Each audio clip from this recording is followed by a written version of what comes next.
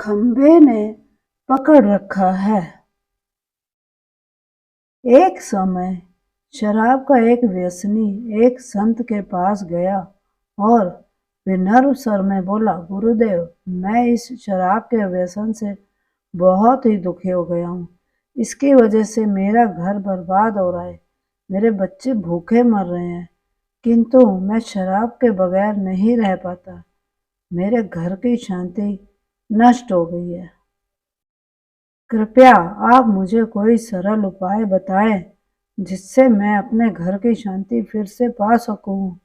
गुरुदेव ने कहा, जब इस व्यसन से तुम इतना नुकसान होता है तो तुम इसे छोड़ क्यों नहीं देते? व्यक्ति बोला, पूज्य श्री, मैं शराब को छोड़ना चाहता हूँ, पर यही मेरे खून में इस कदर समा गई है कि मुझे छोड़ने का नाम ही नहीं ले रही है।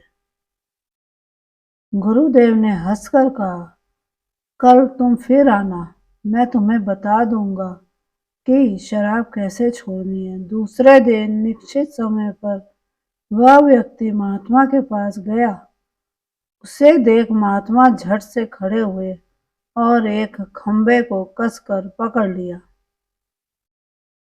जब उस व्यक्ति ने महात्मा को इस दशा में देखा, कुछ समय तो वो मौन खड़ा रहा, पर जब काफी देर बाद भी महात्मा जी ने खंबे को नहीं छोड़ा तो उससे रहा नहीं गया और पूछ बैठा कि गुरुदेव, आपने व्यर्थ इस खंबे को क्यों पकड़ रखा है?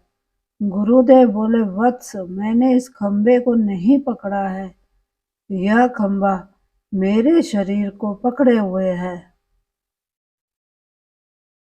मैं चाहता हूँ कि यह मुझे छोड़ दे, किंतु यह तो मुझे छोड़ ही नहीं रहा।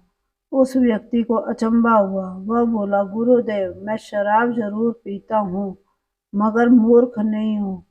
आपने जानबूझकर इस खंबे को कसकर पकड़ रखा है। यह तो निर्जीव है, यह आपको क्या पकड़ेगी? यदि आप दृढ़ संकल्प कर ले तो इस वक्त इसको छोड़ सकते हैं। गुरुदेव बोले, नादान मनुष्य, यही बात तो मैं तुम्हें समझाना चाहता हूँ कि जिस तरह मुझे खंबे ने नहीं बल्कि मैंने ही उसे पकड़ रखा था, उसी तरह शराब ने तुम्हें नहीं पकड़ा है, बल्कि सच तो ये है कि तुमने ही शराब को पकड़ रखा है। तुम कह रहे थे कि यह शराब मुझे नहीं छोड़ रही है, जबकि सत्य यह है कि तुम अपने मन में यह दृढ़ निश्चय कर लो कि मुझे इस व्यसन का त्याग अभी कर देना है, तो इसी वक्त तुम्हारी शराब पीने की आदत छूट जाएगी। शरीर की हर क्रिया मन के द्वारा नियंत्रित होती है और मन में जैसी इच्छा शक्ति प्रबल होती है, वैसा ही कार्य सफल होता है। वह शराबी गुरु के इस अमृत वचनों से इतना प्रभावित हुआ कि उसने उसी वक्त भविष्य में कभी शराब न पीने का दृढ़ संकल्प किया। उसके घर में खुशियां लौट आई और वह शांति से जीवन यापन करने लगा। इस तरह हमें शिक्षा मिलती है कि जीवन में कोई भी व्यसन ऐसा नहीं है जिसे एक बार ग्रहण किए जाने के बाद छोड़ा ना जा सके।